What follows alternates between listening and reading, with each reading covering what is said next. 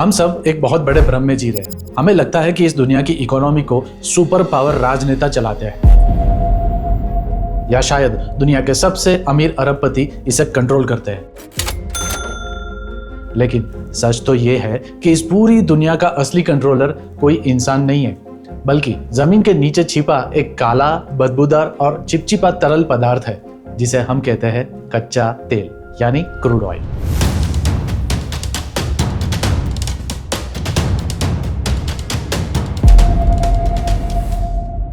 आज हम crude oil से जुड़े उन तथ्यों को डिकोड करेंगे जिसने हम इंसानों को अपना सबसे बड़ा गुलाम बना रखा है।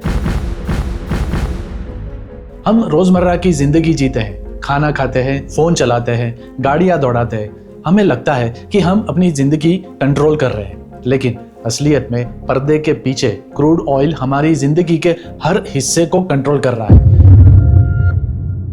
नमस्कार, स्वागत और जय हिंद। जैसा कि हमने अपने पिछले स्ट्रेट ऑफ हॉर्मुज वाले वीडियो में बताया था, दुनिया के तेल की सप्लाई कुछ बेहद संकरे रास्तों से होकर गुजरती है। जो इन चौक पॉइंट्स को ब्लॉक कर सकता है वो पूरी दुनिया की नब्ज दबा सकता है। जो तेल को कंट्रोल करेगा वही इस दुनिया को कंट्रोल करेगा। अगर आपने वो वीडियो अभी तक नहीं देखा है तो जरूर देखिए। अब इस वीडियो की शुरुआत करते हैं सबसे बड़े झटके और एक ऐसे सच के साथ जो आपने कभी सोचा भी नहीं होगा। आप पेट्रोल या डीजल नहीं पीते, राइट? काला चिपचिपा क्रूड ऑयल भी नहीं खाते, राइट? लेकिन विज्ञान तो कहता है कि आप हर रोज पेट्रोलियम खा रहे हैं। कहने का तात्पर्य यह है कि आपकी प्लेट में परोसा जाता खाना बिना क्रूड ऑयल के पैदा ही नहीं हो सकता। मैं यहाँ सिर्फ खेत जोतने वाले ट्रैक्टर्स या आपके शहर तक सब्जी लाने वाले ट्रकों की बात नहीं कर रहा हूँ। मैं बात कर रहा हूँ कृत्रिम खाद यानी सिंथेटिक फर्टिलाइजर की। आज दुनिया के खेतों में जो यूरिया और रासायनिक खाद डाली जाती है वह हेबर-बोश प्रोसेस नामक वैज्ञानिक प्रक्रिया से बनती है, और यह प्रक्रिया प्राकृतिक गैस और क्रूड ऑयल के बिना संभव ही नहीं है। इसके अलावा फसलों को कीड़ों से बचाने वाले पेस्टिसाइड्स भी सीधे तौर पर पेट्रोलियम से बनते हैं। अब विज्ञान का एक खौफनाक आंकड़ा भी सुनिए। आज इस धरती पर मौजूद 800 करोड़ लोगों में से लगभग 400 करोड़ लोग यानी हमारी आधी दुनिया सिर्फ और सिर्फ इसलिए जिंदा है क्योंकि किसान अपनी मिट्टी में यूरिया, रासायनिक फर्टिलाइजर और पेस्टिसाइड के रूप में पेट्रोकेमिकल्स का उपयोग करता है। अगर क्रूड ऑयल की सप्लाई आज कट जाए तो हमारी आधुनिक खेती कुछ ही दिनों में ढह जाएगी। हमारी आधी आबादी सीधे तौर पर भूखमरी का शिकार हो जाएगी। आप सोचेंगे कि आखिर इस काले, बदबूदार और चिपचिपा तरल पदार्थ में ऐसा क्या जादू है? दुनिया की कोई बैटरी, कोई सोलर पैनल, कोई भी नई तकनीक इसकी बराबरी क्यों नहीं कर सकती? इस जादू को विज्ञान कहता है एनर्जी डेंसिटी, यानी ऊर्जा का घनत्व। ध्यान से सुनिए, कच्चे तेल के सिर्फ एक बैरल यानी लगभग 159 लीटर में इतनी ऊर्जा छिपी होती है जितनी एक स्वस्थ इंसान 25,000 घंटे लगातार तन तोड़ मेहनत करके पैदा करता है। 25,000 घंटे का मतलब है एक इंसान की लगभग 10 से 12 साल की कड़ी शारीरिक मेहनत। जरा सोचिए, 2000 किलोग्राम वजन की एसयूवी गाड़ी को 2.5 किलोमीटर तक धकेलने के लिए इंसानों को कितना पसीना बहा देना पड़ेगा, कितनी मेहनत करनी पड़ेगी।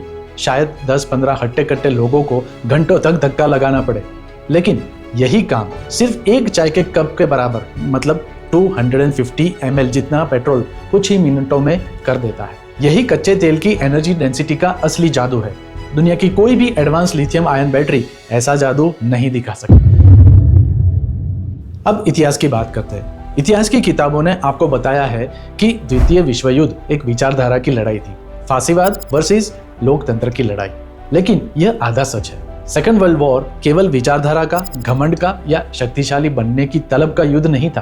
क्रूड ऑयल भी युद्ध का कारण बना था। जरा सोचिए कि जर्मनी के एडोल्फ हिटलर ने रूस पर हमला क्यों किया था?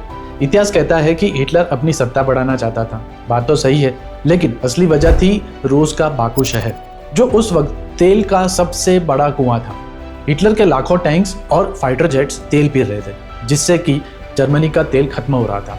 अगर हिटलर को बाकू का तेल नहीं मिलता तो उसकी सेना रुक जाती। अब ये भी सोचिए कि जापान ने अमेरिका के पर्ल हार्बर पर कुख्यात हमला क्यों किया था? क्योंकि अमेरिका ने उनका तेल रोक दिया था।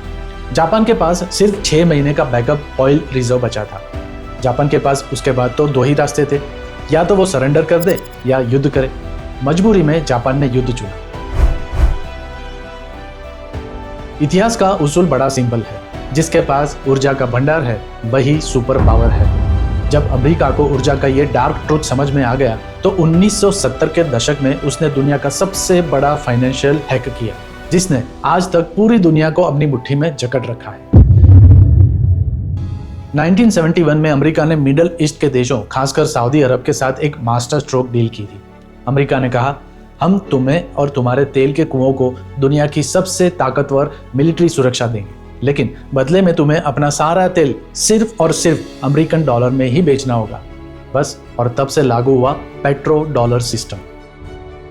आज अगर भारत, चीन और जापान को तेल चाहिए तो वो अपनी करेंसी में तेल नहीं खरीद सकते।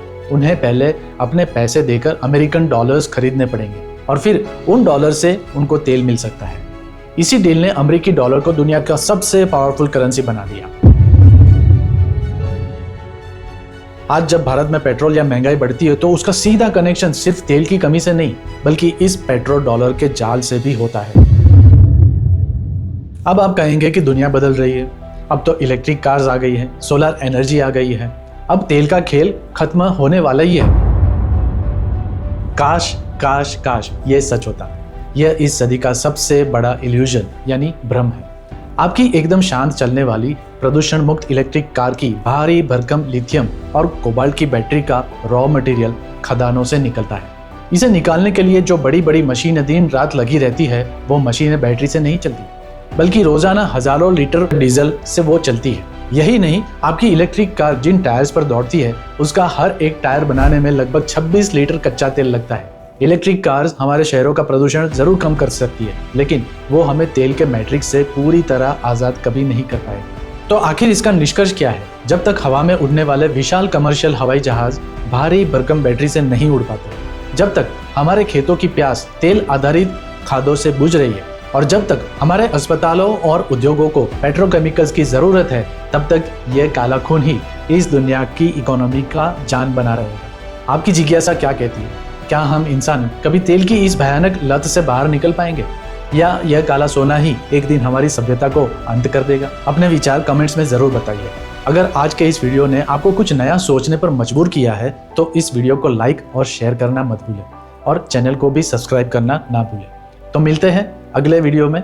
धन्यवाद और जय हिंद।